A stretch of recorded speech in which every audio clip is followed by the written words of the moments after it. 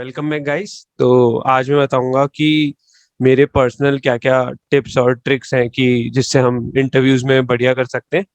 तो ये मेरा पर्सनल एक्सपीरियंस है और ये मेरा पर्सनल ओपिनियन है। मुझे ऐसा लगता है कि इन सबसे अच्छा फायदा होगा, लेकिन ये जरूर है कि इनसे डिग्रेडेशन पक्का नहीं होगा। इनसे फायदा तो होगा ही होगा। तो आप लोग भी ये टिप्स और ट्रिक्स ट्राई कर सकते हैं ताकि इंटरव्यू के ड्यूरिंग आप लोग अच्छा परफॉर्म कर सकें। तो यार अब मैं शुरू करता हूँ। तो मैं पॉइंट्स में बताऊंगा कि क्या क्या चीज़ें हैं जो ध्यान रख सकते हैं, इससे इम्प्रेशन अच्छा पड़ेगा और हम ज़्यादा अच्छे से परफॉर्म कर पाएंगे। तो पहला है कि प्रिपेयर वेल इंट्रोडक्शन। तो हम लोग को अपना जो इंट्रोडक्शन है वो बहुत ही अच्छा प्रिपेयर करना चाहिए, क्योंकि मुझे ऐसा लगता है कि उससे काफ़ी सही इम्पैक्ट पड़ता है। मतलब मान लो कि अगर आपने अच्छा इंट्रो दिया है तो इंटरव्यूअर जो होता है वो इम्प्रेस हो ही जाता है।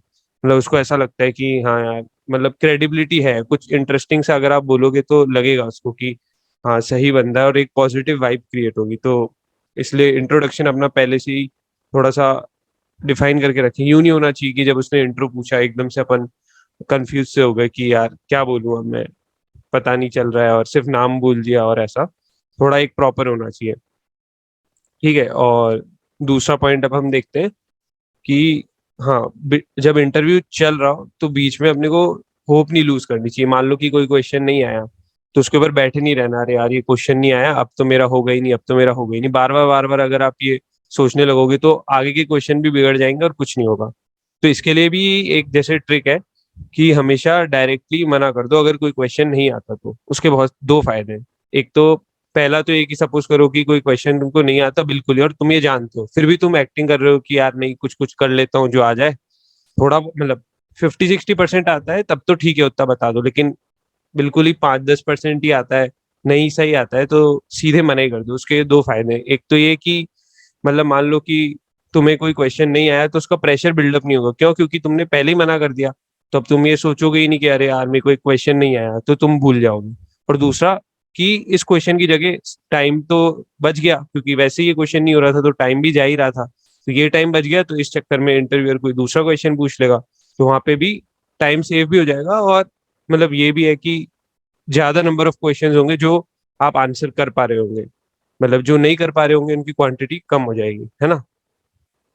और एक और पॉइंट है, ये है कि अपने को पॉज नहीं लेना है। मतलब लंबे लंबे पीरियड का, जैसे मान लो कि इंटरव्यूअर है वो आपसे कुछ पूछ रहा है, तो कोई क्वेश्चन है आप सोच रहे हो, ठीक है।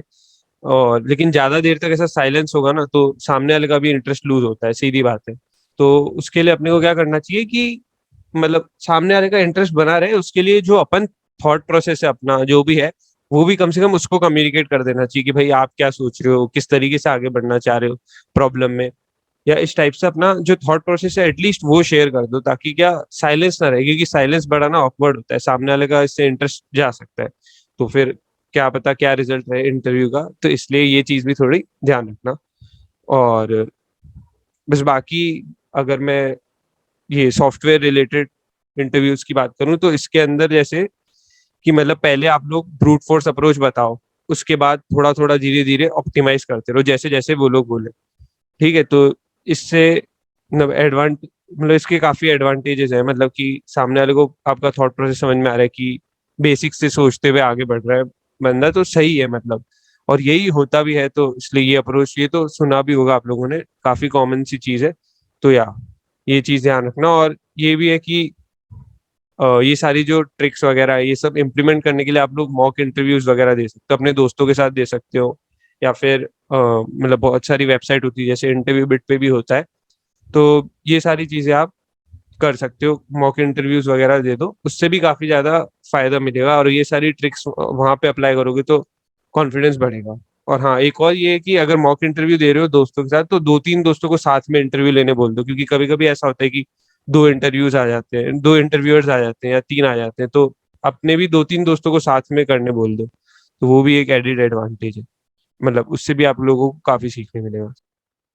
सो या एक और पॉइंट मैं ऐड करना चाहता हूँ अभी इन सारे पॉइंट्स में, कि अपने को ड्रेसिंग सेंस भी थोड़ा अच्छा रखना है। और जो चेहरा है उसके ऊपर एक थोड़ी स्माइल, हल्की सी स्माइल जरूर रखनी है। उससे क्या होता है कि एक पॉजिटिव वाइब क्रिएट होती है। मतलब ये आप ऐसे भी समझ सकते हो जैसे हम किसी एक दूसरे से बात करते हैं और कोई हंसते हुए बात कर रहा है तो हमें भी थोड़ा एक पॉजिटिव वाइब क्रिएट होती है और अच्छा लगता है।